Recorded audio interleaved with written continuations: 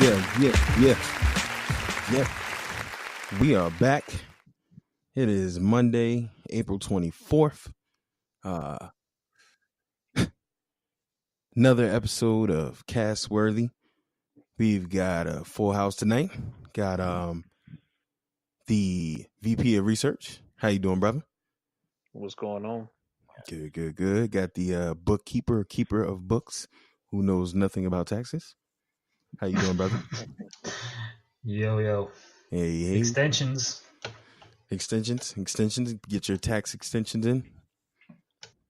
And not lastly, but second to last, got Big Steve, the Hefe, the Commish. How you doing there, bro? I'm here. Good to hear from you. Yes, sir. And lastly, myself, the once again known as EJ, the Savage, reestablished Savage. How you guys doing, man? I'm good. I don't know about you guys. Had a good Easter. Yes, it was Easter. Yeah. Gorgeous outside. Yeah, Easter Sunday. Everybody's Easter was pretty good. Yeah, man. Gained about 10 pounds, but trying to work that off starting tomorrow. Yeah, it's beautiful. I did some Florida shit. We went to the beach. First time baby's been there since he's walking. Swept away by waves. He was happy about that, holding his arms. I'm like, close your mouth. That's nice. That's just, being up here in Baltimore, just pretty much just tried to stay safe and stay safe and as intoxicated as possible. But neither here nor there. Speaking of babies, though, let's jump right into it, man. Bookkeeper brought up an excellent topic, one that hits pretty closely to home for me. And correct me if I'm wrong, but I believe your question is, when in dating and someone is dating another person that may have kids, who is more accepting, men or women, in a dating scenario when they do not have kids and they're dating someone else with kids? Correct. Okay. So since you brought up the marvelous topic, what were your thoughts on that and what brought you to even asking this? I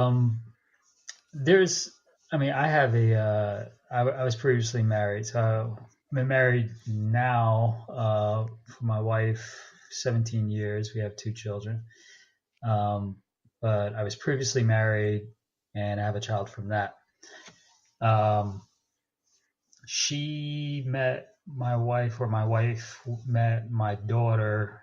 I think she was about one and a half. So she's known her since she was real young. Not a ton of drama from my ex. Not a ton. I mean, more of the drama was with me and my ex. I had to break up one fight, but that was about, that was just God damn. But besides that, not too much drama. I think there was some drinking involved in that one fight. It was forever ago. But I always thought about, if she had a kid, and I was dealing with her ex, would we even last this long? I was like kind of checking myself. I'm like, would I really even commit? And that made me think, I look around and I wanted to know how many guys are out there without children dating women, like in a committed relationship with women with children. I know it's the other way around. I know I see women without kids dating guys with kids, but the other with men, I think it's more up in your face because typically the kid's with the mom more than with the dad, right? We can all agree on that. Possibly. Yeah. Most cases. So it's more up in your face. You know what I mean? And just as men in nature, we don't even want to be reminded of, our girl's ex or anything like that. So, it's a rough situation. And I was just, I'm wondering myself, it was more like, a self check, how mature am I as a person, or how I would handle that. I didn't really have an answer. I honestly think if I were to give an honest answer, I don't know if we would be together. Right. I think it. Steve, you got your hand raised. I think it's hard for men to accept it because in general, for men, we're territorial, right? And we've always been that way, and that's just the species, whether it be human or animal. And not to make it seem as though the women species is a possession, but that's yours. Like that's your family, that's your love, right? And I think it's hard for us as men in general to accept that for however long is left, whether it be 18 years, whether it be 14 years, you're going to have to live knowing that this other individual is going to be in your significant other's life, whether it be um, just friendly or whether it comes down to you having to be the person to discipline, right? If this person's not around, I know for me personally, number one, I wouldn't feel comfortable disciplining someone else's child. It's hard for me to say, obviously, because I haven't been in that situation, but just thinking of it now, and I wouldn't accept someone else disciplining my child. It would have to be something severe for me to accept another man disciplining my child, and not blow a gasket, right? Um, so yeah, to me, I think it's harder for men than it is for women. We see women all the time. We obviously know it happens, and it happens probably more often for men because 9 out of 10 times the way our system is screwed up, women, no matter how bad they are and how much better off it could be with with the father, the child could be with the father, they end up with the mother. Whether they make the money, whether they're the breadwinner, whether, she had a pill addiction, whatever the case is, 9 out of 10 times it's so hard for a man to get custody of their kid. So I think we do see it more often, but I think it is harder for us as men to accept that. VP, as the resident feminist of the group, what are your thoughts? Just got labeled. Wow. He said he was. Yeah, I mean, I consider myself a feminist, all good.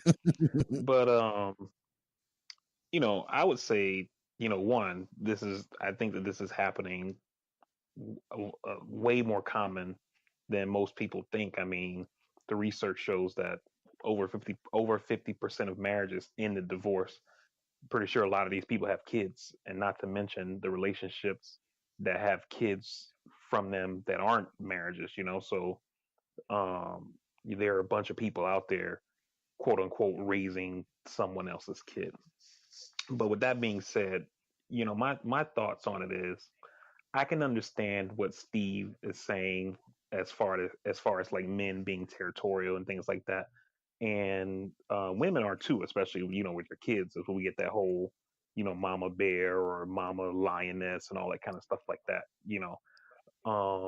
But I think that if you as a parent are doing the things that you're supposed to be doing in your child's life, being a father to him or her, being a mother to him or her, then that other person who comes into their life as a result of the new relationship shouldn't be seen as any kind of threat, because your child already knows who their mom or dad is because you're doing what you got to do. If you don't have custody of the child and you're not with them every day, maybe you got them for the weekends or every other week or whatever the arrangement is. But if you're doing the damn thing, then I don't think there's anything to be worried about. Your position is secure. Um, as far as the discipline is concerned, I don't necessarily agree with Steve there. I've disciplined other people's children. If somebody had to discipline my child, as long as it's, like a family member or a close friend, I'm good. I'm not talking about like a stranger off the street or nothing like that. But I've always looked at it like, if you want me to take care of your kid or whatever in any way, shape, form, or fashion or whatever, I need to have all parental rights. because if that motherfucker gets sick, you want me to take him to the hospital, right? So if he's showing his ass, I might need to, check him. And we know who not to let babysit. Check. All right. But I had a question for VP. go ahead. So when you talking about putting hands on kids? Talking about smacking them upside the head? That's what I'm talking about. Like, you can ground my kid, but yeah. Well, I come from a school where grounding is not necessarily discipline. Like we don't do none of that sit in the corner shit. Well, then I'd be on the news for shooting your school up. In other words, BP is about to dig in your kid's ass. Mm-hmm. Yo, look, this is what I tell people. When I was a kid, my mom let me know in our house it was like fucking Cuba. Like, this shit is a dictatorship. Mm-hmm. It's not a democracy. You do what I say when I say, and then that's it. And you won't have no problems.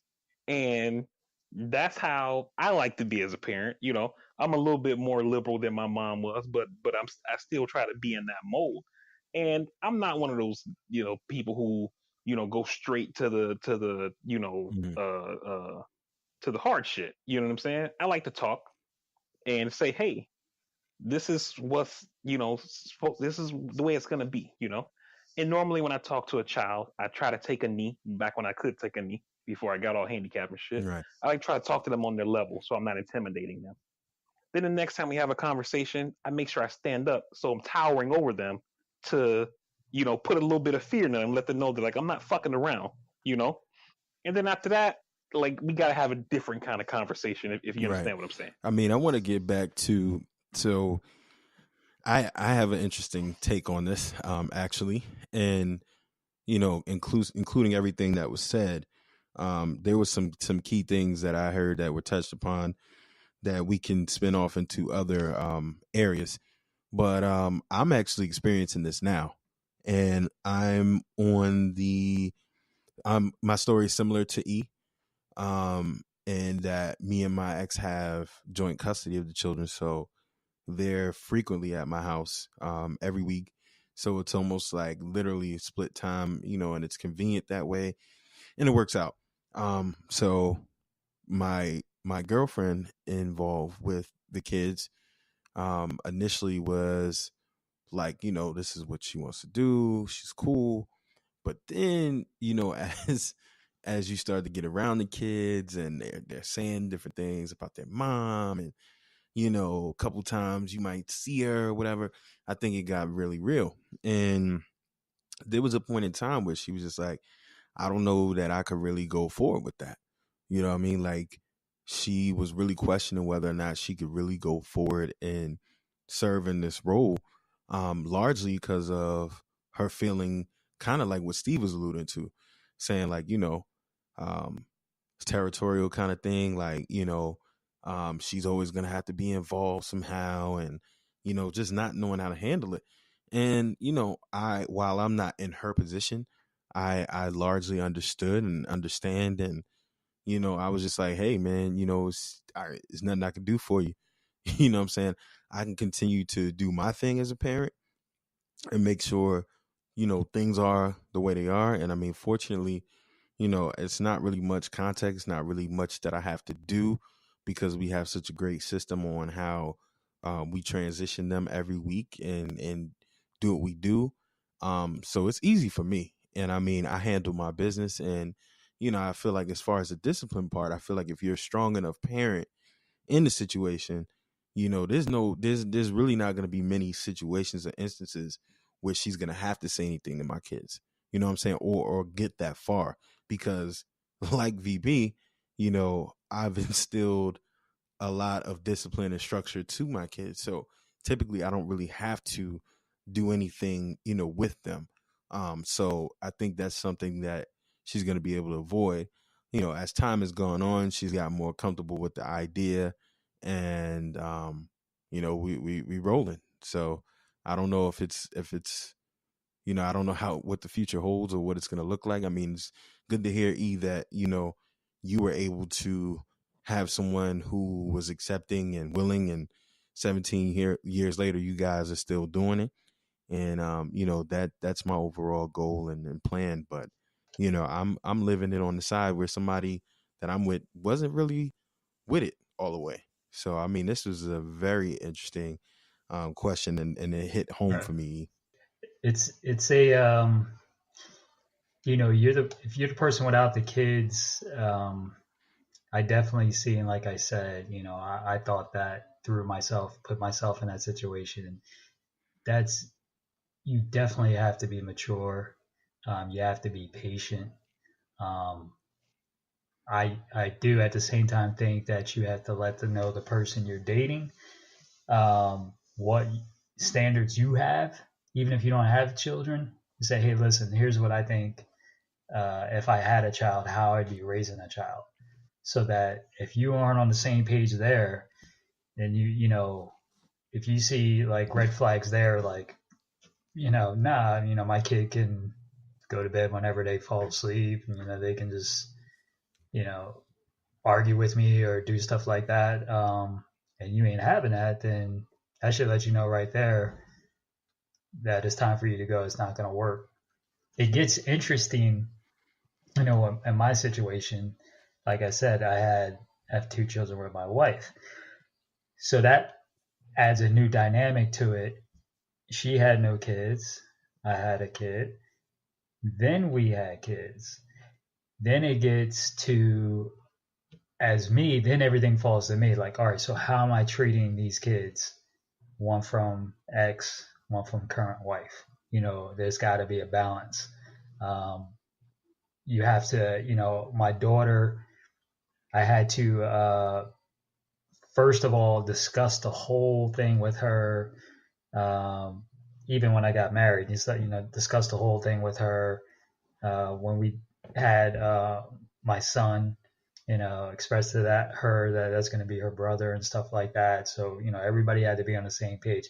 It just adds a whole new wrinkle in it when that person that doesn't have a kid has a kid with you. Mm-hmm. And you got to make sure that you are a very fair parent. And, it's just life doesn't come at you like that, all equal and balanced, but it's a work in progress. Yeah, that makes a lot of sense, man, what you're saying.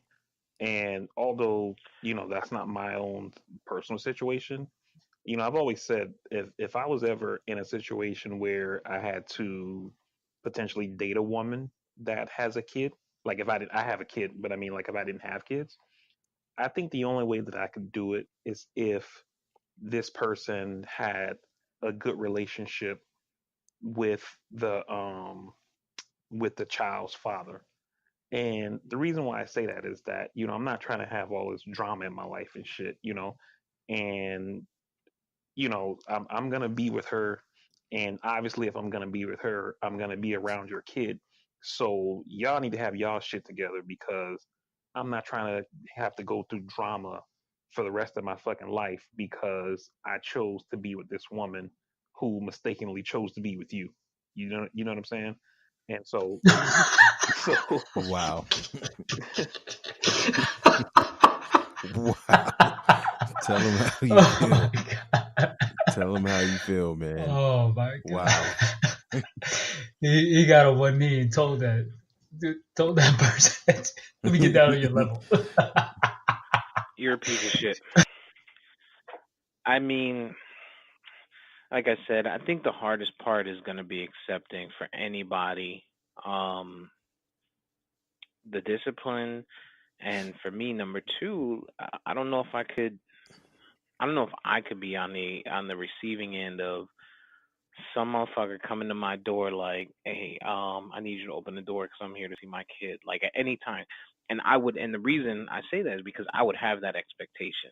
Like if my kid, like if you know, me and somebody else had a child and we weren't together, and my kid is inside the house, like I feel like if I knock on your door at 3 o'clock in the morning, I'm gonna need you to open the door. I'm doing a wellness check. Officer Steve here at your door. Open the door because I need to make sure that my kid is okay. Yeah. Like I don't care the time of day, you know what I'm saying, and that's just what it is. And I would expect another man, as long as they're not some type of deadbeat scumbag, to have that same type of expectation of me. And I couldn't do it. Like I'm not gonna open my door to you, right?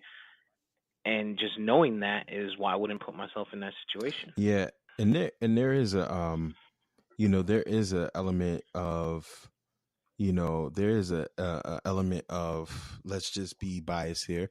There's a different element of fear to some degree. If you're a man with kids, and your ex, has a new man, and and there's definitely a fear thing there, because let's just keep it real, keep it a spade, keep it 100.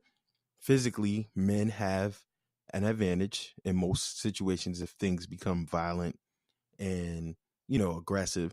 So there's always that element, like, who is this person, who is that guy, and if he was ever to do something wrong to our children, could you protect them and then protect yourself? So I think that element is it makes it a little easier when it's per se my situation, when I have a woman in my life with my kids. Of course, you're not always going to be able to dictate when or how something could happen, in the event that they might be alone with each other. What I'm saying? Not saying it's completely impossible and that women are not dangerous or not capable of doing anything, but 9 times out of 10, especially in this situation, if I had to always protect my children physically, I'd be fine. So there's that element of that as well. And you guys also brought up some other deeper points.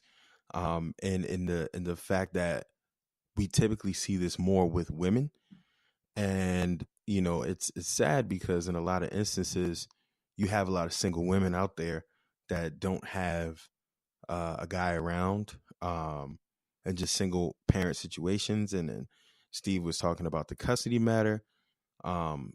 Scary, but I actually, working in this field, kind of seen it a lot, and it is a real thing and it does exist. So that's pretty unfortunate, actually. But What's hard to think is, for me, I'm thinking of it because I only have a son, right? So I'm thinking of it from a boy standpoint, and I'm thinking discipline, discipline, discipline. And as you're talking, I'm thinking if I had a daughter, I wouldn't want another man even in the house with my right, daughter. Like I don't trust nobody. right. You know what I'm saying? Like there's like dudes are nasty. You know what I'm saying? And while people have morals as kids or whatever, when kids are kids, like young kids, but eventually my kid's gonna be 13, 14 years old, and she's gonna be going through some things. Yeah. You know what I mean? She's gonna go through some changes. She's gonna mature. And for me, the trust aspect, I don't trust nobody. You know what I'm saying? It's to this point now, I barely trust my son out with Mm-hmm. anybody. You know what I'm saying?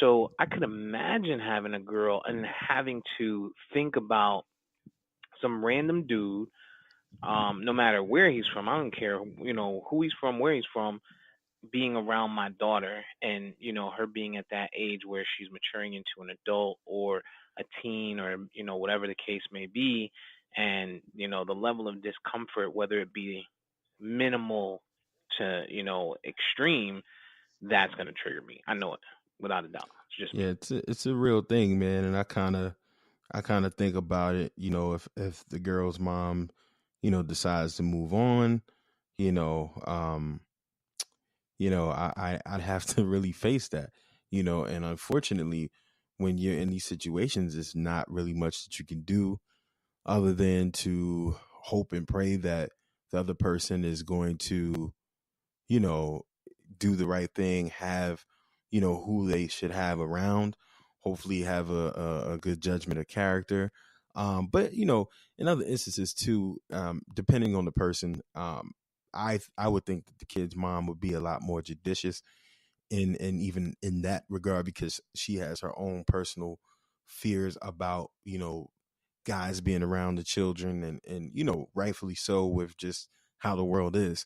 But yeah, man, it's one of those things, man. And I've known brothers that have had, their kids, like I mean, if you have a situation, like, people joke about it all the time, but Russell Wilson rather, and Future's kid. And it's like, Future could be whatever people portray him or think or assume him to be. Some people, kind of allude to the fact that they think that he's a deadbeat dad. I don't really know that we really know the truth and the ins and outs of that because we're not in their lives. But the things that he's saying and feeling kind of reflect what people feel. Like, what we were kind of saying, of how guys feel some kind of way when this guy is all in my kid's face and, wearing his jersey and all of these things. These are real feelings, man. And while people can say whatever they want about Future, you got to remember, like, this is his kid, and it's a sensitive thing. And But Sierra leveled up. Like, he talks a lot about drug use, of course, in his but music she chose and to shit get with like him that. while he was doing that. Right. But I mean, I would like, it's hard, and I'd be hard pressed. And like I said, I guess it kind of, just thinking about it and putting it into that perspective. Russell Wilson is a good ass dude. He makes a lot of money. He's besides the money, but he's always known for being the good guy. Like, you don't hear nobody talking bad about him. Every time you see a video or image of him with Future's kid, like, it's always him portraying him as my son. You know what I'm saying? Now, that would bother me, but it's like, hey, this is my family, right? And this kid is, he's shown, every time you see a video of Future Son around Russell Wilson, he's loving football. He's loving playing football. He's throwing the ball. He's running. He's jumping. It seems like he has his best interest at hand.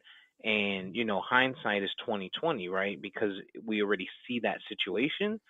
But going into the situation at first glance is kind of what I'm looking at personally, right? I would love to be in the situation and be great like that, but it's hard to say that every situation is going to end like that.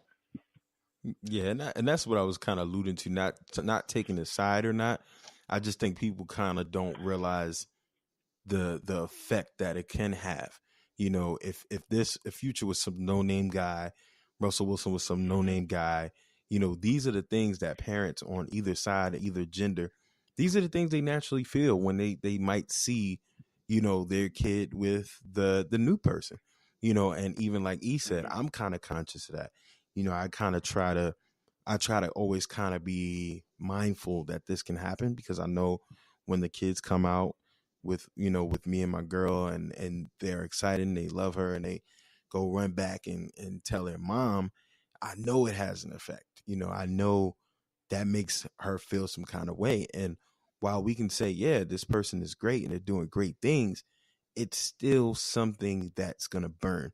And I just think that as a people, and I kind of appreciate E being so open about it and having self-reflection, it's like we got to kind of be understanding that element is real, and whether the person still wants to be with you or not, it's still another person, not them around their kid having this moment, and they're not involved, and it takes time.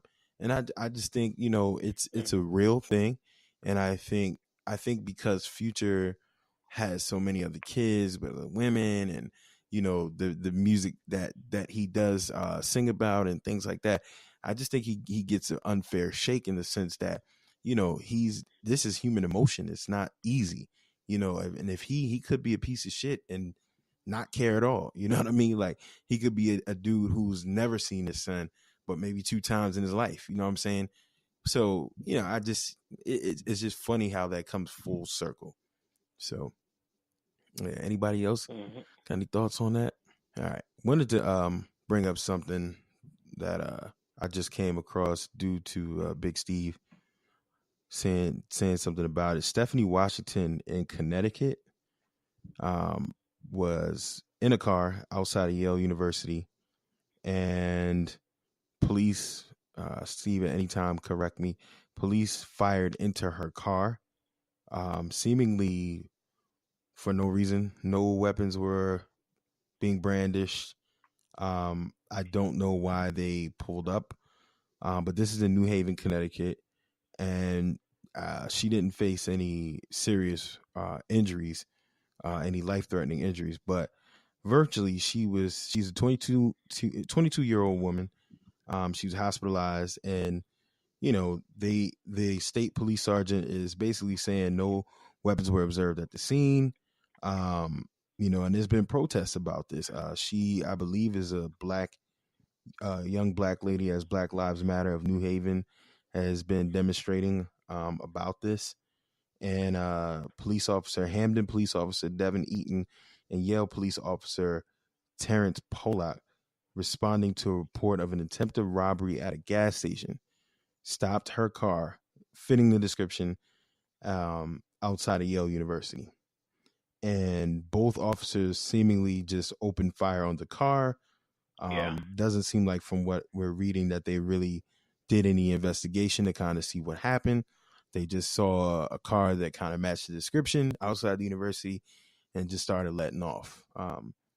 I also recently heard about another situation where a young black boy was beaten brutally by police as well. But let's go with the Stephanie Washington situation, the one that we have a little bit more education on. Steve, being the native Connecticut resident prior to your move to Florida, this probably hits home a lot more outside of the obvious police involved shooting, that we all have been traumatized to. But what are your thoughts on this? Yeah, it's crazy. When you think about it, number one, they were in New Haven, Connecticut, which Yale New Haven is there. It's big known, and people might see it as a predominantly white area because of the college. But when when you're there, you see New Haven is heavily populated with with minorities. And there's video. That's the crazy shit, is there's video of this, and I'm surprised that it's not all over the news. I noticed it today. Supposedly it happened last week Tuesday. They're saying that the vehicle they were in, red Honda Civic or Honda, fit the description of a vehicle that was used in an armed robbery. But when you see the video that they've got from camera footage, they're jumping out of the cops pull up, they jump out the vehicle, and they just start letting off. It's not even like they approached, had a conversation, discussed, nothing like that. Like, they jump out, fucking cop car is still rolling, like some video game shit. Like, they jumped out and they start letting off. One of the officers ended up getting injured. They're saying chances are it was either a ricochet of his own bullet or his partner's bullet, because they found no weapons on the scene. The young lady was injured, taken to the hospital, and was not charged. And her boyfriend or whomever was in the car with her didn't somehow had no physical injury. But it's crazy because you don't think that it can happen in areas like that you're familiar with.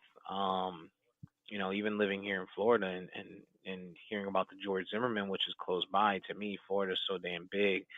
It is what it is. Like, living there for 18 years plus, and frequenting that area to go clubbing and chilling and partying, and never hearing anything like that. Like, it's crazy to hear that. You know what I mean? Just to give the point of fact, that happened on April 16th, and it seems that both officers were not. So one was from the actual town, Hamden, and then the other officer was a Yale officer. So these guys aren't even partners. They're not even seemingly in the same force, and they just hopped out and started letting off. Thoughts, Bookkeeper? Is this so? Both officers are not Caucasian that were shooting. Is that correct? I don't know, but I don't think that. I'm looking at Devin Eaton. He doesn't look, I don't know, he looks Hispanic or something. The other officer that was injured, I'm seeing images of injured officers, dark-skinned guy, Yale University. I didn't get his name. Terrence But, yeah, so this is, because this might not be the typical, white cop shooting minority person. But it still brings up a bigger problem, with police officers. I think it's twofold. I don't know what their education level is, but I know that cops that are, have bachelor degrees or higher have less issues like this, where they have things in their record, where they have things that have escalated. They use a little bit more care when trying to dissolve issues. They try to use a little bit more psychology. We try to dissolve issues. So that's a take that I think on this situation. I just want to know what the background of these two guys are. And then the other part is, I'm wondering how many minority officers view minorities as a threat. Like how many minority officers might be brainwashed themselves. I mean, they're surrounded by people that, I'm not going to deny that cops face a lot of threats and face a lot of crap that we don't see. But are they brainwashed into thinking that people that look like them are more inclined to harm them, and therefore they react differently than they would act to white people themselves? Yeah. VP? To answer E's question, I was reading a little bit on the story while everybody was talking. As far as the race of the folks involved, according to what I'm seeing on NBC News, it says that the officers, Stephanie Washington, and the driver, whose name is Paul Witherspoon, are all black. Yeah, when I was listening to Steve, I hadn't heard of this until you just brought it up, and then the limited reading that I did while everybody was talking. But listening to Steve talk about how the officers rolled up and then just kind of jumped out and started firing reminded me of Tamir Rice, the little 12-year-old boy who got shot at the park holding a toy gun. And the officer pulled up and in less than 1 second jumped out the car while it was still rolling and shot this kid and killed him. Same thing with the guy in Chicago. I think his name was Laquan McDonald, if I'm not mistaken. The cop rolls up and immediately just opens fire on this guy. Shot him like 16 times or something, or fired at least 16 times. I'm not sure how many hit him. And what I think part of the problem is one is the training. And a lot, these cops are taught that they can do whatever they want. And if they shoot somebody, they just have to say those magic words. I was in fear for my life, and then everything just goes away. But it's not just that. Part of the problem also is that there's a culture within the police, and some people can talk about, oh, one bad department, one bad apple, or whatever, and I think that's total bullshit, because they all protect each other. You don't hear about cops going to, internal affairs or wherever to say, hey, this other guy's fucking up. I was on the street with this guy and I observed him roughing up this kid for nothing. Or, I saw this guy, do this, or this guy put some bullshit in this report or whatever. Case in point, remember that guy a couple years back? I think it was Walter Scott in South Carolina, was running from the cops, and the cop shot him in the back. The cop wrote in his report that the dude tried to grab his taser and he had to shoot because he was in fear of his life. Another cop who was there wrote the same shit. Then we see the cell phone video come out, and that didn't happen. So this cop who said he also observed this is lying, right? And I'm pretty sure that most people are not expecting the next part of the story to be that this cop was disciplined or fired or whatever, because none of that happened. This guy falsified a police report, and had there not been a cell phone recording of this shooting, exactly what those officers wrote down would have been the story, and Walter Scott would have just been seen as some black guy who was resisting arrest, and he got fucking wild, and the cops had to shoot him, when that's not what happened. And so, there's no consequences for these guys. Yeah, the last couple of years we've seen some officers charged. Most of them are acquitted, and so there's no consequences for them to fear, so they can keep doing this shit. That's the scary part, man. That's the scary part. I think that's more scary than. All right, so there's cameras all over. People got cell phones. They're recording more and more of this stuff, and we're seeing it. The scary part to me, it seems like it doesn't fucking matter. It just doesn't even matter if, there's just concrete evidence that they were lying or that a person wasn't resisting arrest. Just people just hitting someone and like, you're resisting arrest, stop resisting. Like, what are you talking about? I'm just trying to cover up my head from you hitting me. It's not fucking resisting arrest. It's insane. And it's not just that, right? Even if it's not a person covering their head, like we all see these videos on Facebook and Instagram, Twitter, whatever the fuck, right? Almost always, whenever you see a cop arresting people in these videos, as soon as they put hands on the person, they start yelling, "Stop resisting! Stop resisting!" Yeah. And you're watching this video like, I don't see the motherfucker doing anything, right? But because they're yelling that, right? If that shit escalates to the point to where they have to use force, and then they end up in a courtroom or a grand jury or whatever, right? People are gonna say, "Well, we got our hands on him. We can feel him pulling from us. That's why we're saying stop resisting." But when you watch the video, you don't see that. So but it's their word against his. That's taught behavior. The I don't necessarily want to call it unfortunate, but the way that the system works is that their word is seen to carry a little bit more weight. And let me give an example of that, right? Back when I was in the military, when I first started college, I used to be a criminal justice major. And when I was taking constitutional law, the professor gave us extra credit because she was an active lawyer, if we came to court and watched her argue a case. So a couple of us went down to the courthouse over in Beaufort, South Carolina. And while we're in there, this other case is going on. And she's sitting with us, kind of talking us through it or whatever while it's happening or whatever.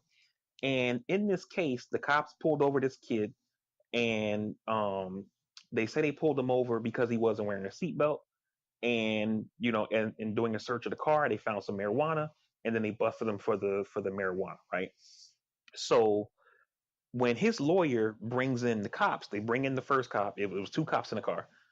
He asked them, "What were you doing while you were parked there?"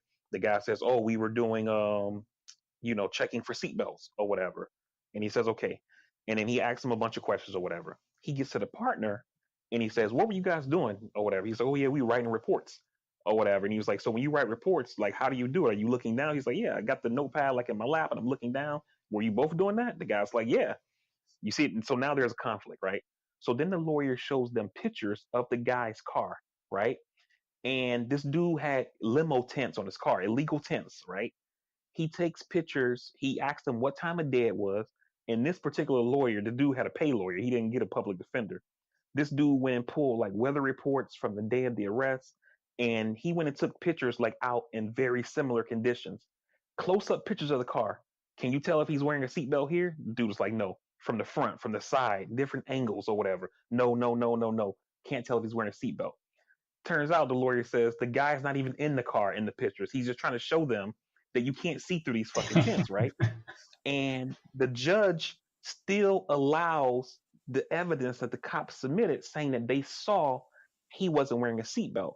And our professor told us the reason why that judge did that was because if he had said, because of these illegal tents and you can just go take some pictures and show them in court, it would have set a precedent in that courtroom that you can just go take some photographs and it overturns what the cop says. And we're thinking that's total bullshit, but that's kind of how the system works. Unfortunately, yeah. You good on this, or you got another? No, I've been there. I've had run-ins with the law, and it's shut the fuck up. It truly is. Yeah, man, I had. Good thing for me, like my best man at my wedding. You want to play rough? best man at my wedding. He works for law firms. He's always known like lawyers. So I've anytime I've gotten in trouble, I didn't really have to pay for lawyers. So, but I have really really good lawyers to the point where like stuff got settled before we even got into it. I just had to say my prepared things. We call that privilege. Yeah, there's a dog side to the bookkeeper. I'll let you guys know. Yeah, right. The bad boy. I stole a 12-pack.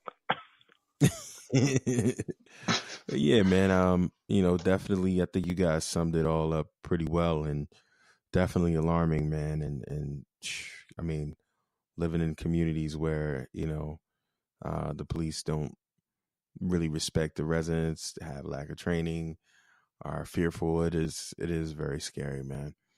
Very. But on to a lighter subject. It's about that time, folks. Game of Thrones, episode 2. And Steve, will you please play the drop? Episode 2, gentlemen. The ones who'd been gone for so very long, she couldn't remember their name. I pledged to fight for the North, and I will fight. Spun her around on the damp old stones, spun away. Your father told me how to do what's right. This is right. And she never wanted to leave. Never wanted to leave. Never wanted to leave. Never wanted to leave. Never. My name. Wanted to leave. My real name. Never wanted to leave. Is Aegon Targaryen. Yes. Episode 2, gentlemen. Episode 2. Where do we start? I was excited. Watched it twice now. Yeah, man. I'm gonna let's start with the VP. We're at 48 minutes. Yo, that was a shot across the bow right there. I was just about to say shots. We're at 48 minutes, and hey, man, let's start with the VP, man. I know you got a lot. You and E got a lot on this episode, and I'm ready for it, man. Game of Thrones, episode 2 in the books. VP, what's going on?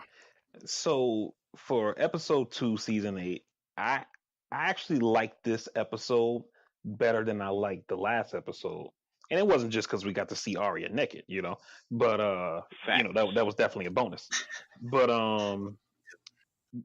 what I liked about it was that, as somebody who's not just a fan of this show, but a fan of this series and, the history of it and things like that, I like how they kind of touched upon where a lot of things started, like, look where we started, look where we are now. When you had the scene with John, Ed, and Sam on the roof, when they all joined the Night's Watch together.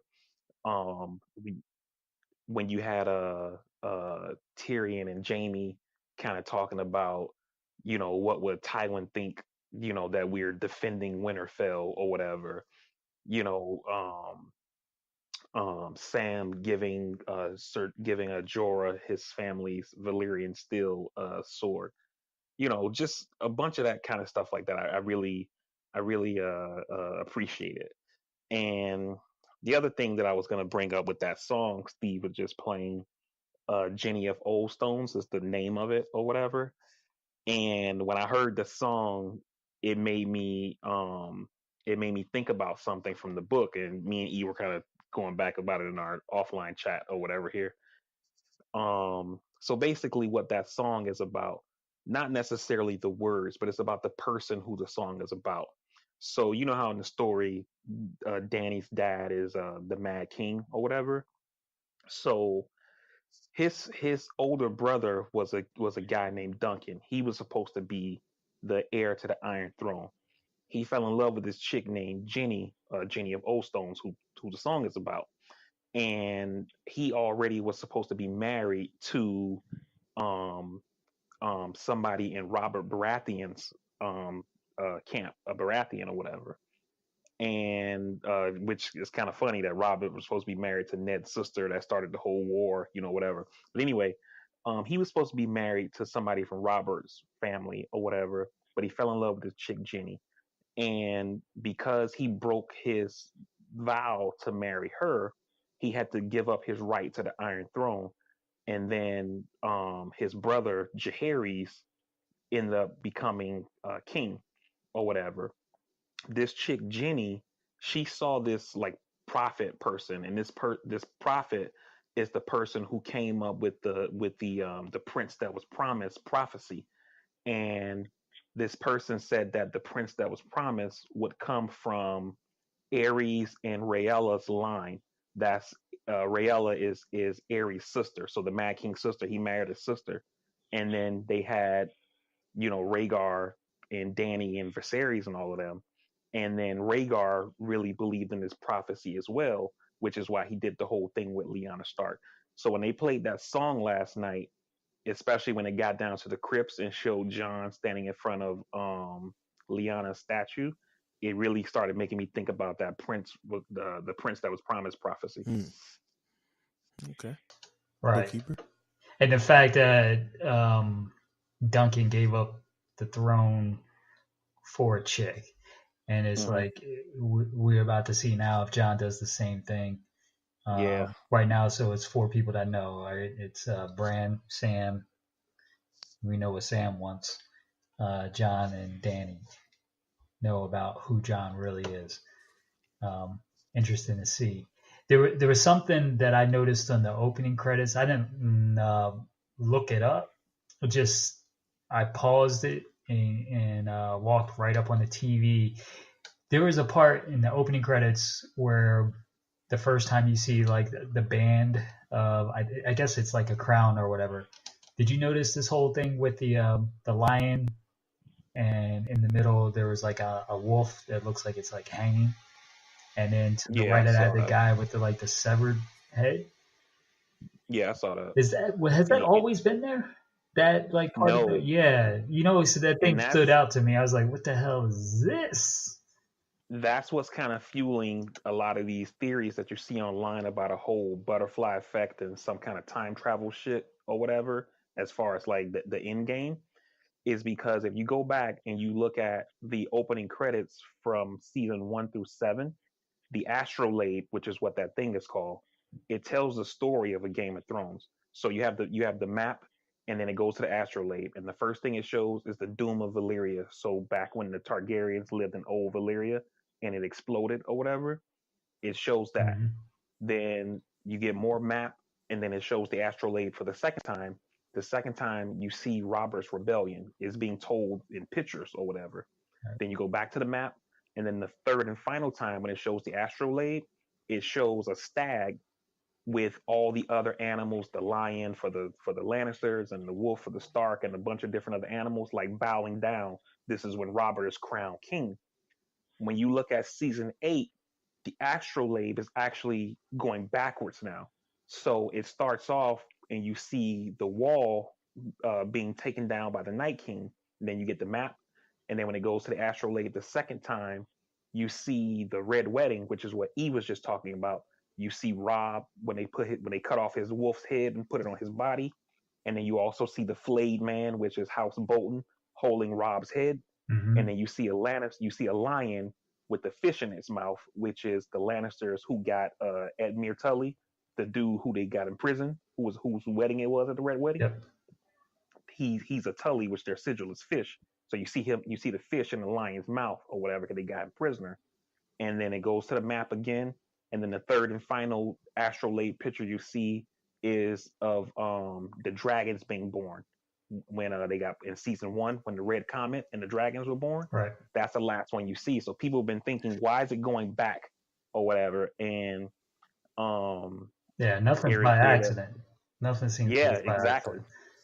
Exactly. Especially yet again, Valyrian steel sword mentioned, given to my man Jorah. So if you got Valyrian steel, either you're going to live or you're going to die.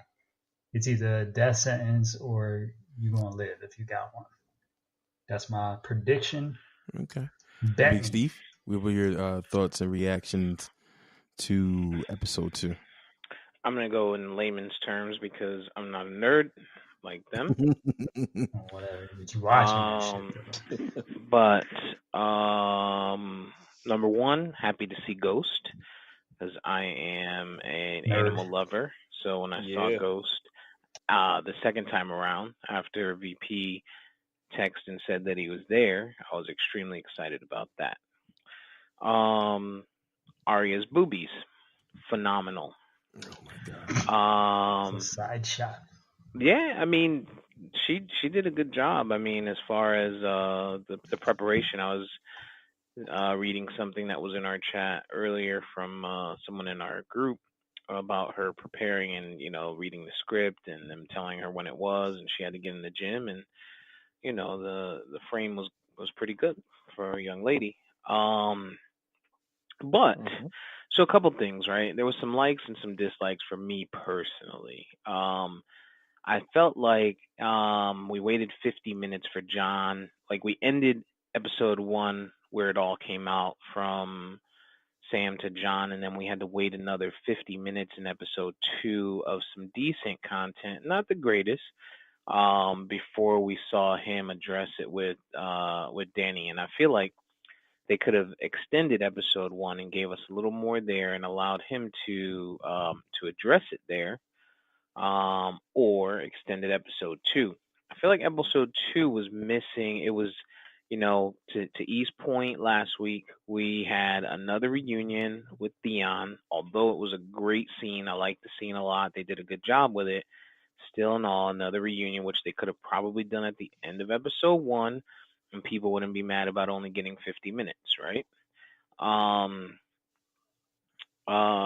The Tyrion and Jamie thing I liked. The Bran and Jamie thing, kind of boring to me, kind of whack to me. Bran, it seems like Bran is just being boring to me. Like they're stringing us along, and they're like, he can see everything. He's seen everything, and like everyone in the script is like, well, how the fuck we kill the Night King? He's like, I don't know. you could put me out there as bait.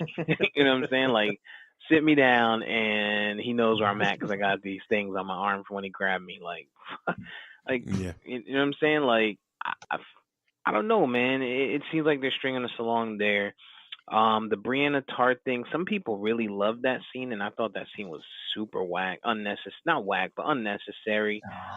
That was powerful, man. Tormund, I loved it. Bullshit. Tormund stole that whole episode with everything he did last night. Yeah. Like, he is killing the internet. He's breaking the internet with the Giant's titty milk. Going after Brienne, who is a giant, making it seem like, to him, she's a giant, but making it seem like his story is real. He slayed a giant at 10, suckled on her breast, which made him super strong. I loved it. I loved him. That's 2 for 2 for them because they got me last week with Euron and this week with You know what's funny, Steve? Listening to you say you hate that Brienne scene, and I'm saying I love it. It reminds me of when me and EJ are going back and forth about DC versus the MCU. Nope, not even close. Nope. No, let me tell you why, EJ. Let me tell you why. Because you always talk about how DC sticks to the source material from the comics and stuff like that. Mm-hmm. And I feel like a lot of what we've seen so far in season 8 is a lot of payoffs for book fans, right? And there's stuff that they've done in these episodes that people who only watch the show are like, yeah, I thought it was okay, or I could have done without that. Where book fans are like, oh shit, that was fucking awesome. Like the Genie of Old Stones thing I just told you about, right? So basically, because this happened, so basically, with her being knighted, that was more canon to the book. No, it's not that happened in the book. So what I was getting ready to refer to is that when Jaime knights her, he tells her to rise, and he calls her Brienne of Tarth, or Brienne, a knight of the 7 kingdoms, right? And what that kind of references to is that Brienne is related to a character in the Game of Thrones lore named Sir Duncan the Tall. He's a famous knight, and George R. R. Martin has actually written a couple of books that focus on they call them the Duncan Egg stories or whatever. You're familiar with these, right, E? Yes, sir. So in the Duncan Egg story, Sir Duncan the Tall is related to Brienne, and he was like this like super famous knight who was a king's guard, et cetera, et cetera. And one of the books that are written about him that George R. R. Martin wrote is actually called A Knight of the Seven Kingdoms or whatever. HBO And so that was kind of a reference to that. So to Duncan. Yeah. Okay. Yeah. So I thought that was no, pretty but cool. Whack. Our disagreements in DC and Marvel are rooted in much more than that. But continue, Steve. That's whack. Nobody needs to see that VP. That's trash. I mean, I get they're trying to appeal to the people that are extremely upset that they don't get to read the ending before everybody else gets to see it, but they'll get over it. Steve said more titties. But nah, you know what else was pretty cool though in the story? Even though Bran like is looked at as being like super weird, which I think he has to be because he keeps telling them he's not really Bran Stark anymore. Even when Jon says, "You're a man," last episode, he says almost because he doesn't even consider himself human at this point, you know. And like that guy who he took over for, who was Blood Raven, who was the Three-Eyed Raven, like that dude is like almost 200 years old when he dies in the show or whatever. He's still alive in the books or whatever. So like that's basically what Bran got to look forward to if they survive, which I think they will. But the thing that I thought was interesting last night was that when Bran said the Night King has tried to kill all of the Three-Eyed Ravens in the past, that's never been acknowledged in the books. In the books, we only know of Blood Raven, the guy who's training Bran, and Bran. We don't know of any previous Three-Eyed Ravens besides those two. And that started making me think, like, you remember in The Matrix when he tells him, you're not the first one or whatever, you gotta reset the Matrix. And it was making me wonder, are we gonna see some kind of shit like that to end the story, which I would fucking hate. Okay. So then we get to Daenerys, who is complete, and she's showing us what she is. She's showing us that she ain't shit. She got into the conversation with Sansa.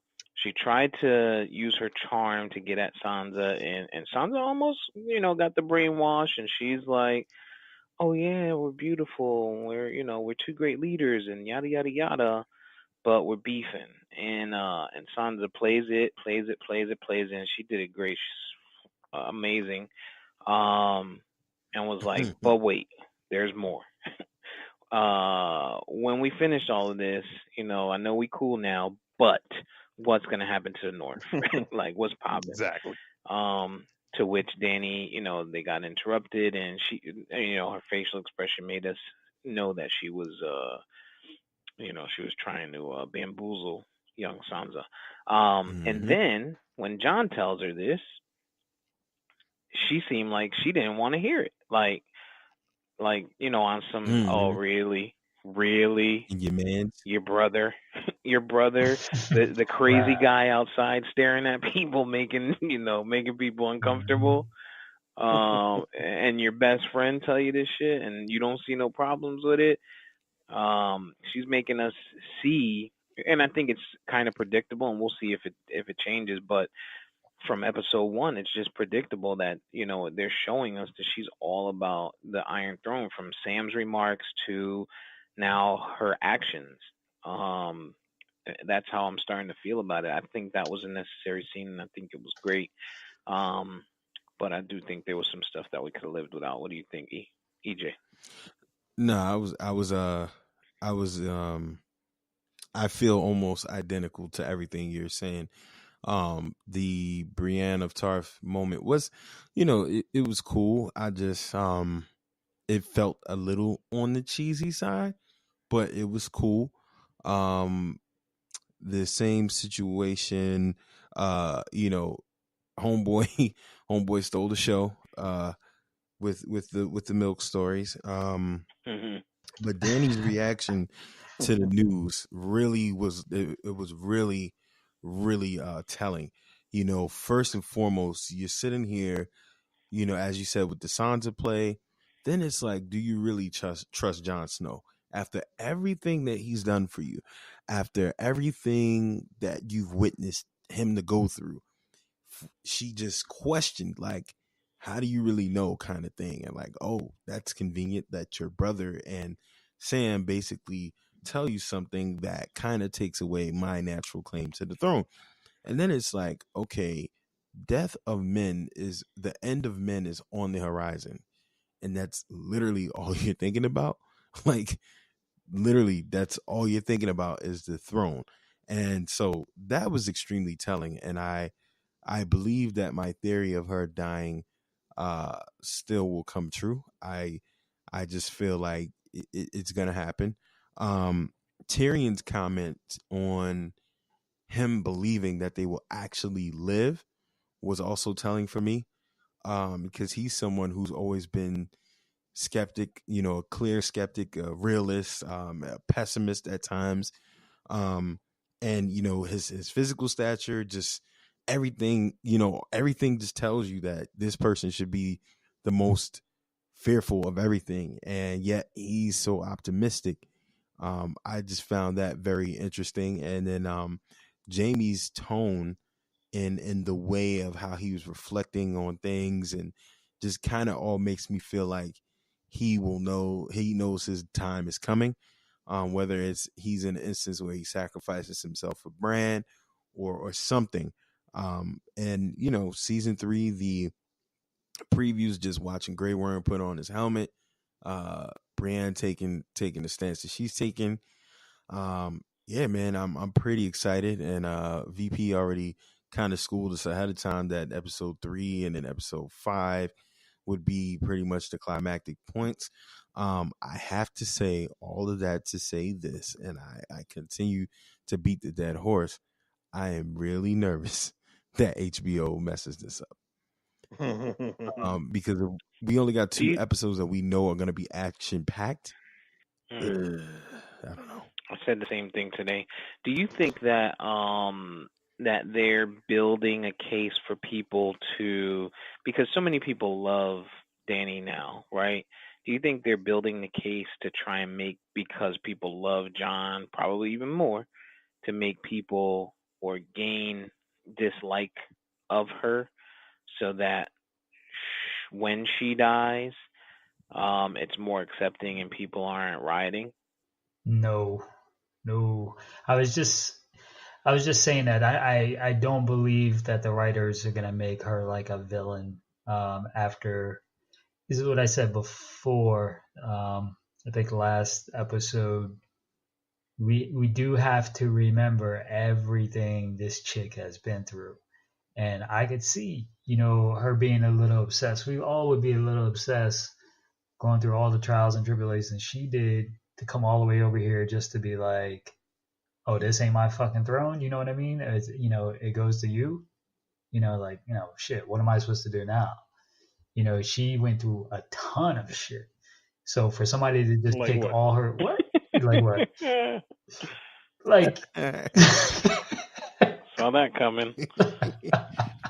Feminist versus feminist.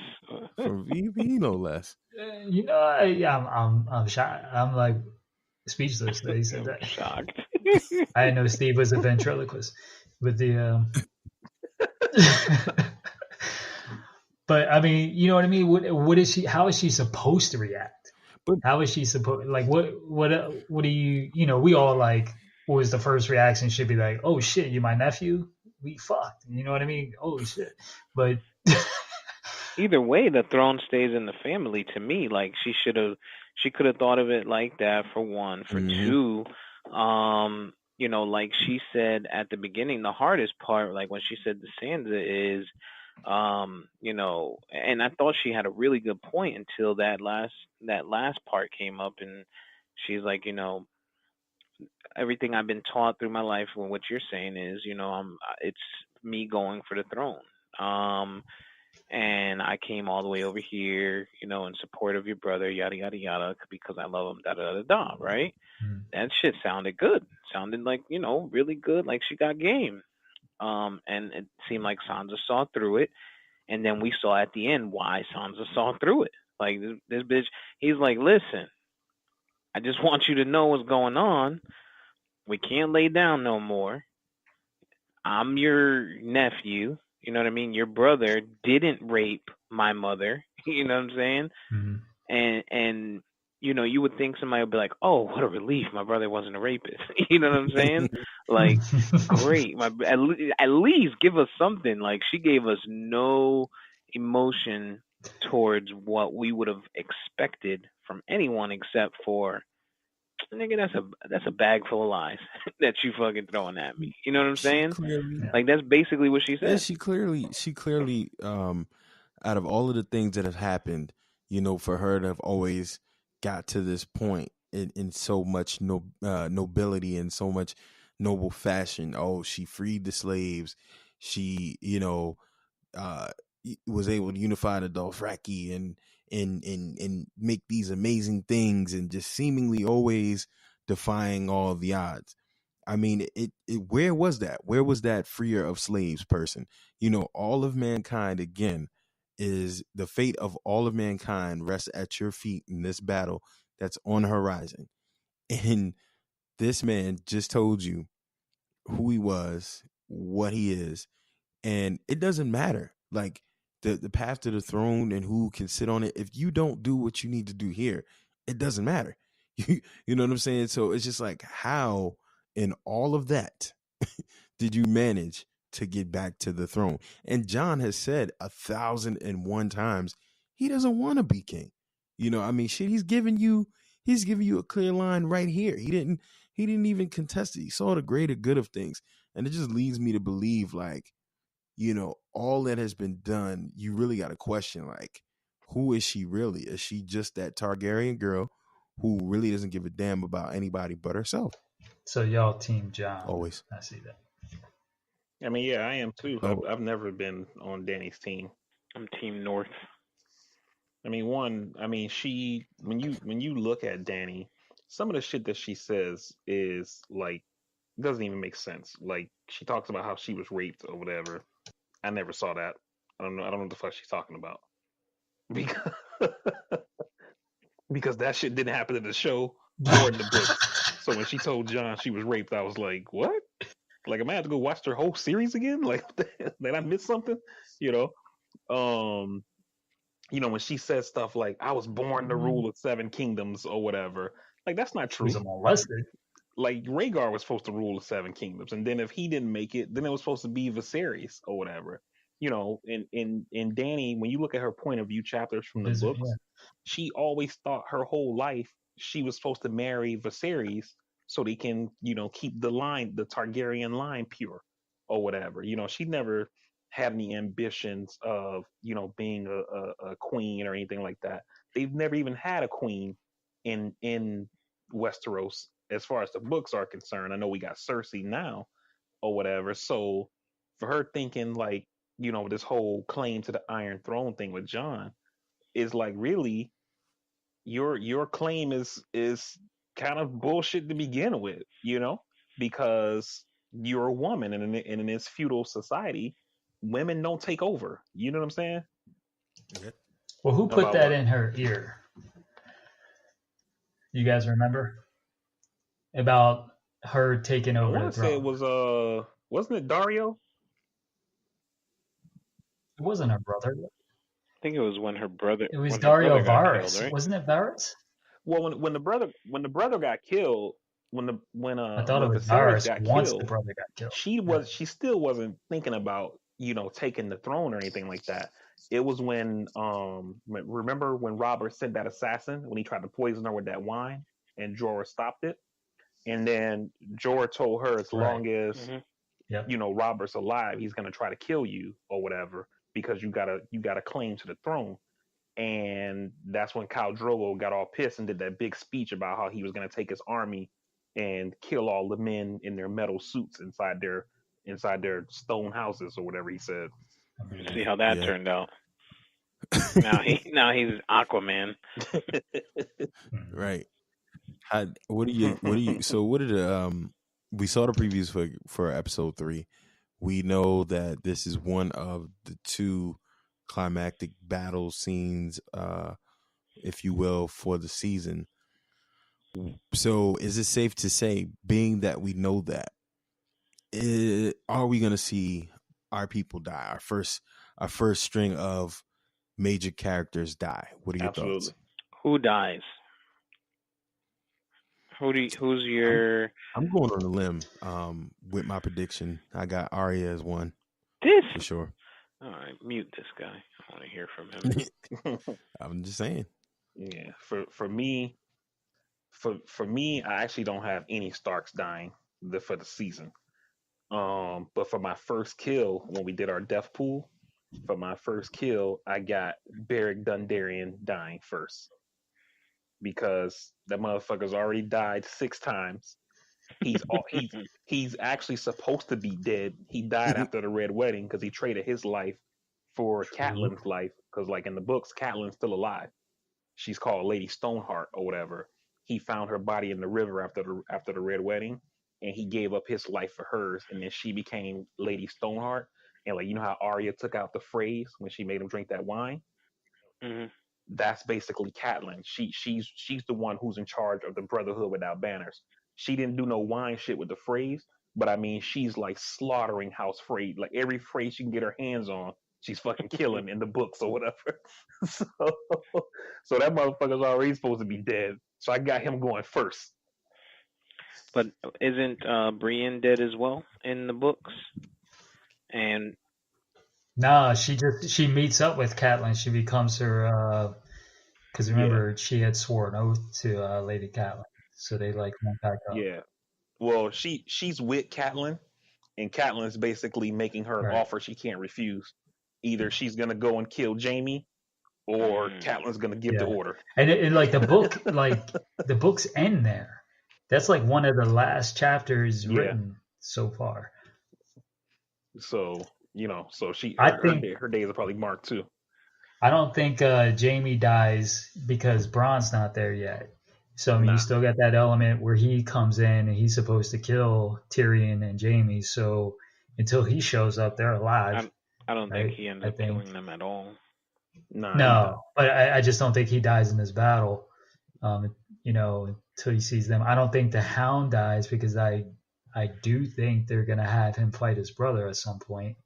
Yeah. So I'm trying to do like process of elimination. I think the little girl from what was it, Mormont?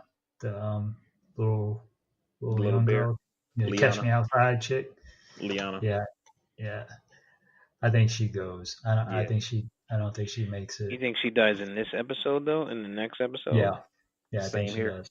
Same here. I think Dolorous Ed goes. Yeah, Dolorous Ed is definitely done. So in this battle, just to be clear, we can all assume that all of the soldiers in this battle, are they all carrying Valyrian steel or no? No, I don't think so. Okay. No, the dragon glass though. Yeah, he was pumping that shit out, yo.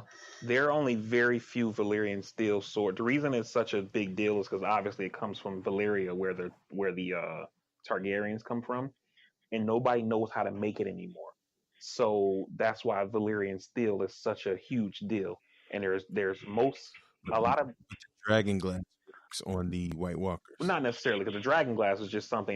It's almost like a natural resource on Dragonstone.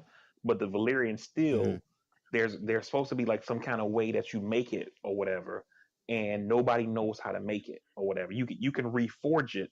So if you already have Valyrian steel, you can melt it down and make it into something else. But nobody knows how to create it from scratch. So they're basically going out there against the White Walkers with nothing. No, they Dragon got the glass dragon glass. the The dragon dragon glass. glass are Okay, in right. it. That's what I'm trying to just clarify for anybody just not having any idea. Um, and just on a maybe I was having a high moment question type thing, but when they eliminate when so no, and just for clarity, the Night King is the only one that will have the ability to change any dead soldiers, right? Right. It appears that way.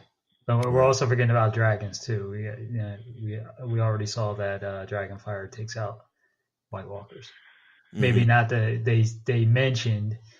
Bran said he never saw anybody try to kill the Night King with Dragonfire, but they got a dragon too. Well, Right. we know that fire takes out whites. We don't know that it takes out White Walkers. So the whites are like the zombies. The White Walkers are like the generals with the blue eyes. Mm-hmm. Oh, really? I Yeah. know there was a differentiation. I don't think Yes, sir. Arya died. Right. I thought you read the book, dog. Oh, man. Skim through it. Those books were like a freaking decade ago, man. I didn't just start reading them. I read them before the Skim through it real series quick. came He out. listened to the audio. He listened to the audio book. The glyph note. He looked at that picture Yeah, you put exactly. in the chat. Exactly. Yeah, he's seen Bran on fire rolling down. He's like, got it. I don't think Arya Got it. dies. I don't think a dragon dies in this one.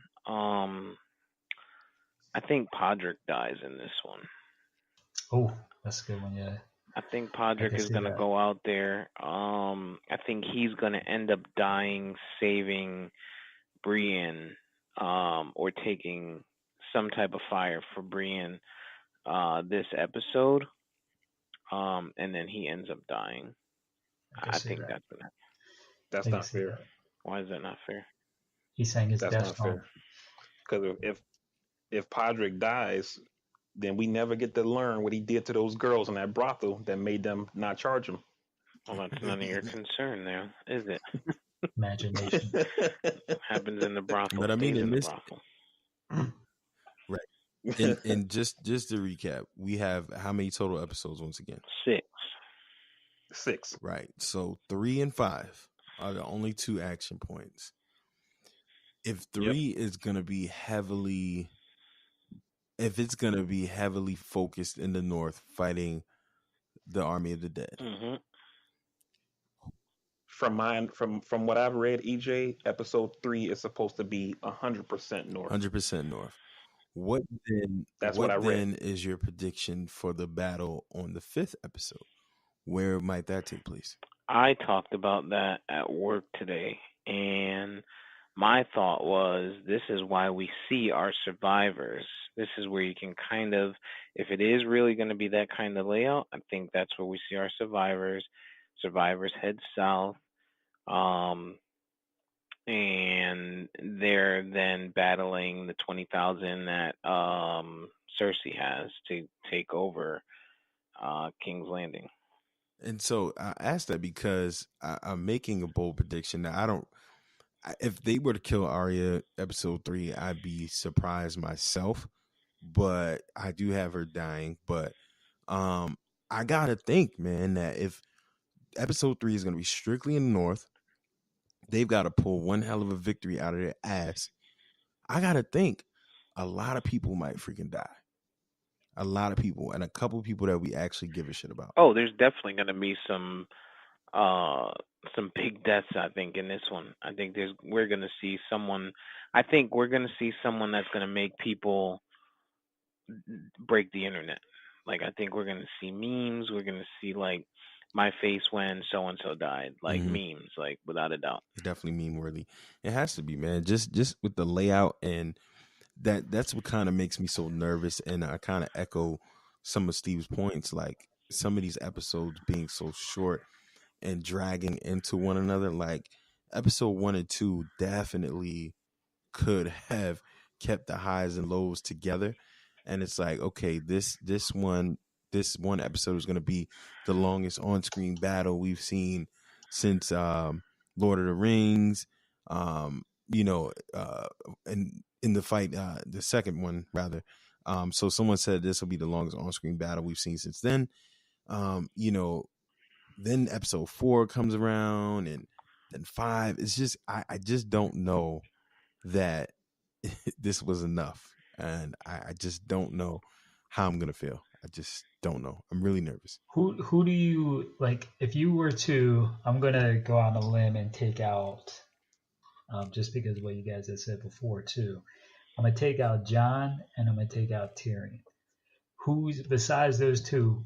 Who do you not want to see die in episode 3? Like, who would impact you the most? Oh, I'll take out Arya too. So Jon, Arya, and Tyrion. Any other main characters you want to take? You want to take them who would all be- out? Yeah, take those. No, just those 3. Who would impact you the most besides those 3? Because I think those are the 3 obvious kind of fan favorites. I don't want to see Daenerys die in episode 3 yet. Yeah, I don't. I have heard as dying last. I think we have to find out that she's actually pregnant first. Yeah. And I think For me, it's happens in Grey episode Worm. I 4. don't want to see him die in episode 3, and I think that might happen too. Oh, he's gonna die. He's done. Grey Worm is 100% fucking dead. Yeah, he's done. So He made a promise for something that's gonna happen afterwards. That's like mark for death. right. Yeah. We're gonna go to the beach when this is all over. It's all. Yeah, it's all yours. I actually think his shorty I'll dies. be back. I actually think his girl dies. Oh, Missandei? Yep, I actually think Sandy dies How? Yeah. this episode. How does she die? I mean, well, a lot of theories, right? Back to the theories. The White Walkers are already inside. The crypt? They're already inside the crypts. What? Yeah. What is a it? lot of No, but dead people down there, yeah, man. A lot of Resurrect people. those people. A lot I'm of not yeah, a doing lot this of with people. y'all. That's how Ned No, comes a out. lot of people are saying, even in the song, in the lyrics of this song, and how she was around the old kings and she forgot how they were, and then That's with the Danny, ghosts. Yeah. yeah, Danny's cut scene saying the dead are already here. So do you think that the Night King resurrects Ned and Arya to East Point? Arya is faced with having to kill Ned as a walker. It's quite possible. Yeah. It's quite possible. I don't. Well, we don't pay you a thing. I mean, and we've clearly seen in plenty instances Arya running in what it looks like to be somewhere inside Winterfell. Who would make her retreat like that? You know what I mean?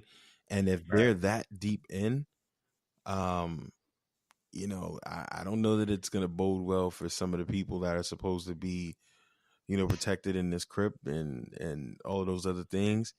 So I don't know, man. Think about what Arya said. She said, "I've seen many faces, but I'd like to see what was it? I'd like to see the face of death, something like that. That's one that I'd like to see." A little bravado there. Mm-hmm. Yeah, I think there's a message in what she said. Damn. Yeah, I mean, like, it's crazy.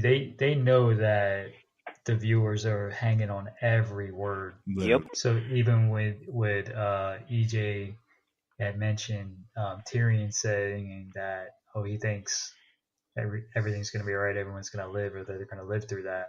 He knows that people, they know that people are going to be hanging on what he said. So they're just like doing mind fucks right now. Yeah. I got Tyrion dying. Episode 3. Not sure if it's episode 3, but I got him dying. I didn't before, but he's talking about death too much, so it's making me think he's a goner. Denzo. Who did you have again for episode 3? That's I said Dolores said. I mean, I wasn't going off on a limb here. I said Dolores said. I forget who else that I said. Mm-hmm. No, I was actually doing a process of elimination who's not going to die. I was saying the Hound's not going to die. Jamie's not going to die. Tyrion's not going to die. I don't think Jon or Bran dies. Sansa, I mean, I wouldn't be surprised if She's not gonna die. dies episode 3. That might be the big one. And then Gendry might not be safe, even though he's my pick for the throne. But I think it's too soon for Sansa to die. Try to protect. But to be 100% on what it was, when they're talking about it, Gendry says, "You want to know what they're like? Death. That's what they're like." And Arya says, "I know death. He's got many faces. I look forward to seeing this one." Yeah, and so there's something to. I'm telling you, there's got to be something to that one. I'm telling you, man. I mean, it. All roads pushing that way. Okay, E, you got your Game of Thrones quote of the week? No. I've not been prepared, so give me a few minutes. Terrible. Talk about something else. Terrible. I'm gonna have a quote every week. If that were true, it would make you the last male heir of House Targaryen. You'd have claim to the Iron Throne. That was her response. That was her response to Johnny Boy telling her that he is a non-Targaryen. Yeah, I thought that scene was pretty dope. Just him coming down with that, just sitting there reflecting, looking at, because clearly he's been in the crypt 1,000 times. He's looked at these statues 1,000 times, heard the backstory 1,000 times. You don't think so? No, well, I know so. Why? In the books, Jon doesn't go down to the crypts. It's something about the crypts that freaks him out. We're not talking about the books, though. No, but you say he's been down there 1,000 times. Just saying he doesn't go down there. It's something that's down there that creeps him out. He has dreams about it, and he says something is calling him, and he knows he's gonna have to go down there one day, but he doesn't go down there. But for the show's sake, right? We can assume that he's been down there. Why? Because he knows how to locate his mom's statue. Yeah. And he's down there clearly this past episode a couple of times. So, I mean, I'm saying that to say for the show's sake, we can kind of paint the picture that he's been looking at this woman all this time. He knows the backstory, and he's finally come to grips where he's finally got some completion to know who he is and where he comes from. I just thought that. Oh yeah, no doubt. I don't know if Jamie dies also thinking about what he said last night. He said, "I promise to fight for the living, and I intend to keep that promise. This goes beyond loyalty. This is about survival." So when I think about that, I think, all right, I'm gonna go ahead and fight. We gonna live, and then I think him and Tyrion will do everything it takes to keep the Lannister name going, as that's their responsibility. And I think that might be where we see our break in episode 3 to 5, where the North is one. Those two do some scumbag shit and start heading back south, and now we see the fight pick up in the south with some information or looking at what Cersei said about Tyrion being the hand and her having to find another one, and then there's a fight in the south for King's Landing. Well, I don't have Jamie dying, Steve, in the battle. I got a quote because I actually think Jamie's going to kill Cersei. She's always thought Tyrion was going to kill her because of the whole Maggie the Frog, Valonqar prophecy or whatever, and I actually think Jamie's going to kill her. So I think I got Jamie being the last character that dies in a murder-suicide of Cersei. Because he's always said that they're going to... He's always said, no. And then it being Jamie Arya. has always said, like, he's always loved Cersei. They came in the world together and they're going to die together. He says that in the books. I believe he said it in the show in, like, season 6, I believe. I'm not 100% on that. But I believe that he kills her and then kills himself. What about the things we do for love? That doesn't deter you from that thought? No. Yeah. How about... Yeah, that's what he did it for. No, he did it for I love. think he realized so long ago how evil Cersei was, and he realized that he could be the only person to ever take her out because he's been the only person that's allowed her to do all of this shit that she's done. And I've always said that too. I think he dies at the somewhere close to the end in sacrificial nature to get Cersei. And yeah, I agree with that notion. But So who says this? And it's kind of going to what EJ was saying. It's a good quote. There is only one thing we say to death, not Oh, that's today. easy. That's not even hard. Serial Pharrell What? said that. Season Right. Who's said he it to saying it Arya, to? season 1, probably like episode 4 or 5. Right. And you were talking about her talking about death. And she's forgotten. And I wonder if it's not today. I wonder if she, goes back to that. That was maybe a little foreshadowing that way back then. Yeah. All right, gentlemen. Think we brought it home, man. Had a very good intro topic, and took it home with Game of Thrones. Just some reminders for this week. NBA playoffs continue. No LeBron once again, but that's cool. Draft day, April 26th, Thursday. That'll be a national holiday moment of time for us to all reflect on the future of our teams. And Avengers Endgame Fully overshadowed. Finally. Overshadowed. Yeah. The draft will be play second, third, fourth, fifth, and sixth fiddle to Endgame without a doubt. Mark my words. No question. I mean, I won't even. I'll be in the movie while the draft is going on. So you see where I stand on that one. But all that said, VP, take us home. Hey, everybody, every decision you've ever made in life brought you to this podcast.